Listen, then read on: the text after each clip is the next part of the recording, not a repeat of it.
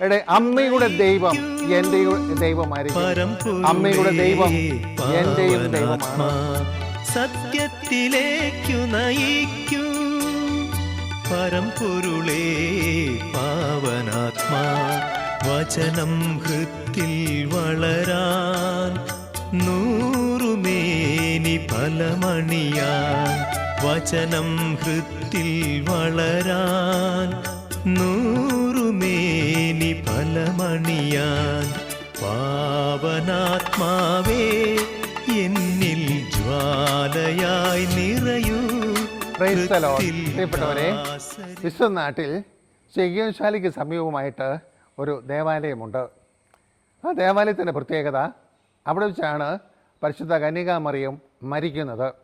അമ്മ മരിച്ചു എന്ന് ആദിമസഭ പറയുന്നില്ല. പിന്നെയോ അമ്മ പറയുന്നത് അമ്മ നീണ്ട ഉറക്കത്തിലേക്ക് പ്രവേശിച്ചു. ഇതാണ് മാതാവിൻ്റെ മരണത്തെക്കുറിച്ച് പറയുന്നത്. കാരണം പാപമുള്ളവർക്കാണ് മരണം. പരിശുദ്ധ അമ്മ അമലോത്ഭവയായിരുന്നു. അതുകൊണ്ട് അമ്മ നീണ്ട ഉറക്കത്തിലേക്ക് പ്രവേശിച്ചു. ഇതാണ് സഭ വിശേഷിപ്പിക്കുന്ന അമ്മയുടെ മരണത്തെക്കുറിച്ച്. ആ മനോഹരമായ ചാപ്പലിൽ അമ്മ മരിച്ചു കിടക്കുന്ന ഒരു സ്റ്റാച്യു ഉണ്ട്. ആ സ്റ്റാച്യുവിൻ്റെ മുകളിലായിട്ടൊരു ഡോമുണ്ട്. ആ ഡോമിൽ പഴയ നിയമത്തിലെ 4 സ്ത്രീകളുടെ ചിത്രം രേഖപ്പെടുത്തിയിട്ടുണ്ട്. പഴയ നിയമത്തിൽ 4 സ്ത്രീകളെ, ഉത്തമ സ്ത്രീകൾ ആരൊക്കെയായിരുന്നു? 1 ഹൗവ, 2 എസ്തർ, 3 യൂദിത്ത്, 4 റൂത്ത്. ഇങ്ങനെ 4 സ്ത്രീകളുടെ ആ ചിത്രം ആ അമ്മ കിടക്കുന്ന ആ സ്റ്റാച്യുവിൻ്റെ ആ ഡോമിൽ, അവിടെ ഒരു ഡോമുണ്ട്, ആ ഡോമിൽ ചിത്രീകരിച്ചിട്ടുണ്ട്.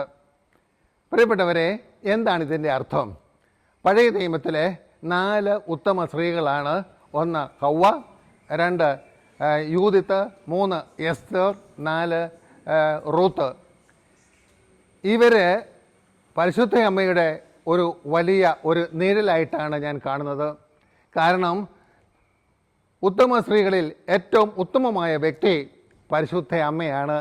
അങ്ങനെയാണെങ്കിൽ ഈ 4 സ്ത്രീകളും പരിശുദ്ധ അമ്മയിലേക്കാണ് വിരൽ ചൂണ്ടുന്നത്. വേറൊരു വാക്കിൽ പറഞ്ഞാൽ ഈ 4 സ്ത്രീകളും വരുവാനിരിക്കുന്ന ഒരു വ്യക്തിയിലേക്കാണ് നിഴലായി നിൽക്കുന്നത്. ഇതിൽ റൂത്തിൻ്റെ പുസ്തകമുണ്ട്. 4 അധ്യായമുള്ള ഒരു പുസ്തകമാണ് റൂത്തിൻ്റെ പുസ്തകം.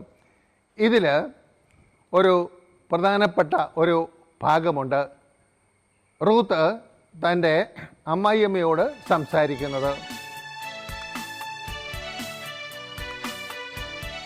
എന്നാൽ ഈ തിരുവചന ഭാഗം സാധാരണ വിവാഹത്തിൻ്റെ അവസരത്തിലാണ് വൈദികർ ഉപയോഗിച്ച് ഞാൻ കാണുന്നത്.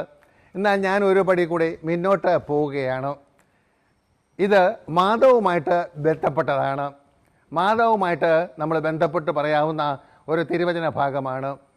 അതിപ്രകാരമാണ്: അമ്മ പോകുന്നിടത്ത് ഞാനും പോരും, അമ്മ പോരുന്നിടത്ത് ഞാനും പോരും, അമ്മ താമസിക്കുന്നിടത്ത് ഞാനും വസിക്കും. അമ്മയുടെ ചാർച്ചക്കാർ എൻ്റെയും ചാർച്ചക്കാരാണ്.